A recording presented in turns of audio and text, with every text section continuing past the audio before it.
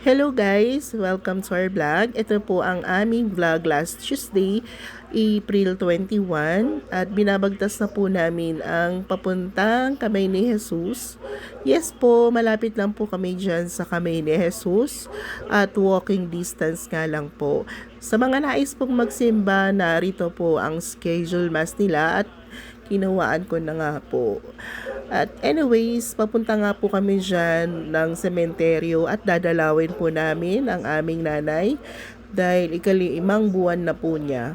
'Di ba? Kay gandang tanawin po ng Lukban, Quezon, sariwa ang hangin, mababait ang tao, at syempre maganda ang tanawin. At ito na nga po, marami pong naglalakad dyan at makikita niyo po ang kanya-kanyang tanim ng mga farmers dito sa Lukban. Ito po ang ampalayang nakita namin at meron pa pong, ayan, paakit na nga po kami niyan kay nanay. Palola po yan, papuntang San Luis Memorial Park. Ayan, nauna na po nga si Alexa sa akin at sabi ko ay kukuhaan ko nga siya dyan. At ito na nga, papunta na kami kay nanay, ang kanyang bagong tahanan. Di ba napakabilis ng panahon guys? 5 buwan na pong wala sa amin ang nanay namin. Syempre, nakakalungkot.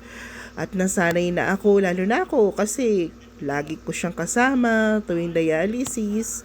Ako ang kanyang driver, nag-aalaga sa kanya. Actually, namimiss ko po lahat, lalo na po yung mga nangyari sa ospital. Araw-araw ko po yung napapanaginipan at lagi po akong nagdadasal na sana nasa maayos na kalagayan na nga ang aking nanay.